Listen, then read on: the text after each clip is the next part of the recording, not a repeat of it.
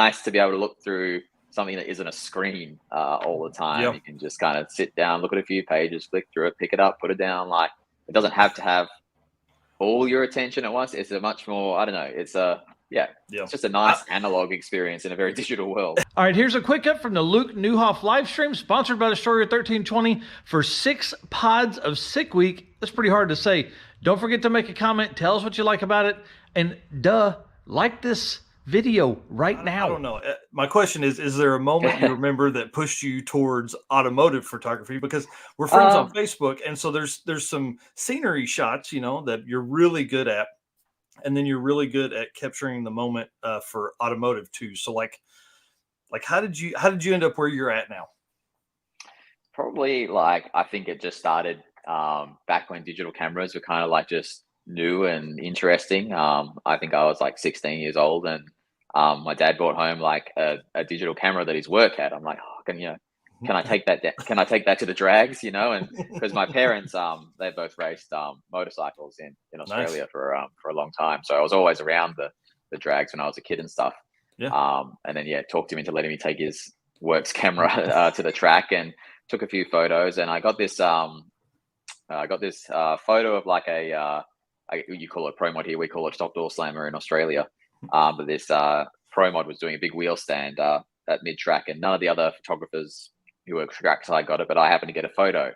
And that got published in a magazine. So that was like my first published photo, and that was all really, cool at the time. And and then just sort of like I don't know, it built from there. Like I was doing I used to play the old NHRA drag racing game on PC, and we had a little league that we ran with a message board, and we used to have virtual events, and then I would write up virtual event reports that we would then post online. And then someone at the local track said, hey, like, you can write about these guys doing it like in the video game. Like, do you want to just come down and help with the ones for real? So yeah, a lot of things snowballed from there, and I was given some really good opportunities by some people back at the track in Perth at the time. And yeah, like everything, just sort of it snowballs, and then you don't realize how you got so far from where it all started. Then suddenly you're in the middle of a magazine. You're the dude that wrote every word Tom said for the first issue. I do have to correct Tom a little bit on that. Like, we did. We obviously we had Philip on board, so he was giving us a lot of good content there. So nice. Certainly, I think we worked out that the first issue was like 40,000 words or something, just ridiculous. It was basically like the equivalent of like a small novel spread through a magazine. So that's what we're going for. Is it weird that I keep those in the cellophane package that they came in? No, that is not weird at all. Like, we were doing a bit of a clean out of our house the other day, and my wife's like, what do you want to do with this? And it's the envelope that came in, and I'm like, I don't really want to throw it out, and I can't tell you why I don't want to throw it out. I just don't want to. And so we kept it. So I've got like a lot of stuff, a lot of editing I do is at the dinner table, right? Just at the end of the table. Mm-hmm. And so I've got like a little table that kind of sits off to the side that keeps a bunch of crap on it. And they're both stacked up. Both issues or all 4 issues, I guess, as you'll say it, just kind of stacked up over there in the thing. So nobody messes with them. So I would imagine there's a lot of folks that are the same way about their issues. Yeah, it was kind of an unexpected hit, was the envelopes. Like, we've seen people like carrying their copies around the track in the envelope, and they'll get it out for people to sign, and it goes back into the envelope. Like, I think about that. I think people really like using it as like little carry case. So like we honestly didn't expect it. We just thought like these envelopes are cool, like, and they'll protect the magazine. But it's turned into a bit of a sleeper hit. That's awesome. Yeah. And the the coloring of them, it's funny. I think one of them was bright gold, the one I got anyways. I don't know if it was like, hey, send us 5,000 packages. We don't care what color they are. We just need them. I don't know if it was like that. Well, originally Tom wanted all orange ones, and they only had like, I think 1,000 orange ones or something. So we had to get some of the other colors. And like, it's just a case of getting what we can. Obviously, with everything right now, it's tough to get enough of everything. So we were taking whatever they could give us, basically. That's great. That's great. So it's funny, as like everybody that got on early will all have these different ones. And then once they get it all sorted, everyone will come orange later or something. Yep, that's right. That'll be really cool. That's exciting. So when's the next issue dropped in? So we're probably coming up on one. It's actually at the printers right now. So with the last one, we were just it went to print a little bit later than we would have liked, and that was purely because of there's like a worldwide paper shortage right now. Oh So, yeah. Yeah. but we're getting this one on track, and I think it's actually due to arrive at Tom's shop while we're away at Sick Week. So, Oh, nice. Okay. yeah, it'll be out reasonably soon after Sick Week. Yeah. That won't be the Sick Week issue. The Sick Week issue itself will be out in April. Yeah. What coverage do you have in the newest one then?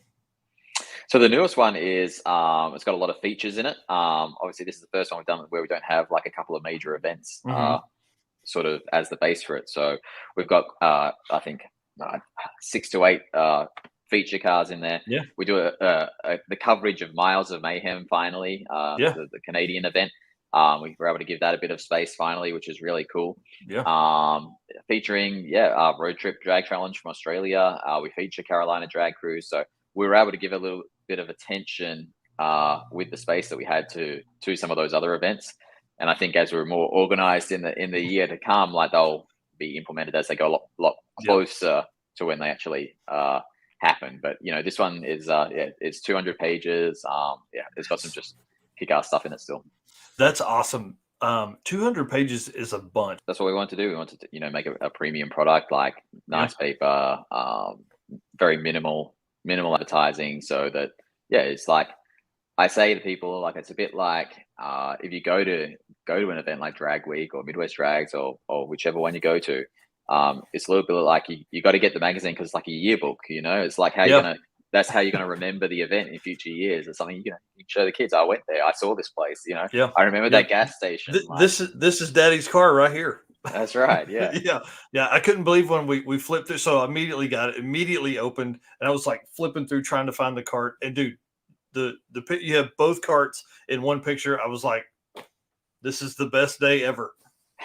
And I'm sure you guys get that all the time. People thanking you for putting in the magazine and all that kind of stuff. I just couldn't believe you took pictures of our crap boxes. Oh, it's kind of like it's kind of funny. You hear so much about how like print is dead and nobody wants print. And I think we even had we were doing like a Facebook advertising campaign as you do, and someone wrote up like, I don't know why you have this in print. It should be an e-magazine. I'm like, well, I think people going by the numbers, like I think people like having something in print. It's just it's nice to be able to look through something that isn't a screen all the time. You can just kind of sit down, look at a few pages, flick through it, pick it up, put it down. Like it doesn't have to have all your attention at once. It's a much more, I don't know, it's it's just a nice analog experience in a very digital world. That's exactly right. And the one thing about the magazine too, and this is just my experience, is that it's not something that, a lot of times when I would get a magazine, it's immediately read the articles. And then as magazines got smaller, it was advertisement. Oh, hey, we're going to put on this X part. And it's a whole article about how they put on that X part. And so there wasn't a ton of features. There wasn't a ton of that kind of stuff. It was like, guys, we got to sell ads to keep this magazine alive, instead of like what you guys are doing. It's in my opinion, right from the racer, and it's based on people. And of course the Drag and Drive is where it's the future. In my opinion, there's going to be a lot of that, not just, I think 5 or 8 years ago, there was a lot of the streetcar cruise stuff that, you had to drive 20 miles. I think we'll see a lot of that extend. And so as we go through all this stuff, I think we're going to have a lot more Drag and Drive, a lot more weekend stuff, race on Saturday, race on Sunday again, to prove your car. And why wouldn't you want to do a Drag and Drive event? Why wouldn't you do something like this? Enjoy your car. No, it's enjoying your car is precisely it. To me, like it's such a I like I want to use the word value. I don't know if value is the right word or not, but I think there's so much value you can get from a good Drag and Drive car, because you don't just race it, bring it back. It's just yourself doing the racing. Like with Drag and Drive, you can have the whole family along for the week. You can take your car out for ice cream if you want at other times. Like you're not as limited. Like if you have a dragster, and I love dragsters, I would love to drive a dragster, but like you can only use a dragster in a very specific situation. You can't take the family out in the dragster, and you can't take the dragster through the drive-through.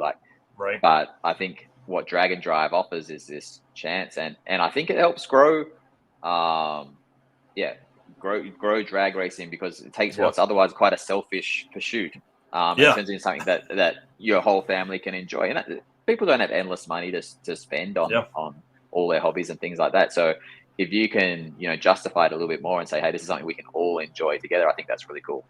Yeah, I love it. And again, like Rich Guido is my hero, him and Bill Armstrong, because like they drive those cars everywhere, no trailer. Rich says he'll pass people going to the track, and they'll get to the track, he'll pass them on the track, and then he passes them home, and they're all sad. I'm like, why wouldn't you drive your car? Because you just get way more miles and way more time. And so, plus, your thought process is maybe a little different. Now you're gonna have fun in it all the time. So, like I've said a bunch, we're going live as often as we can across Sick Week, 6 days, February 6th through 11th. It's going to be insanity. So if you haven't done it yet, subscribe to the channel. I really appreciate it. You'll appreciate it because of the amount of content we're going to drop that week.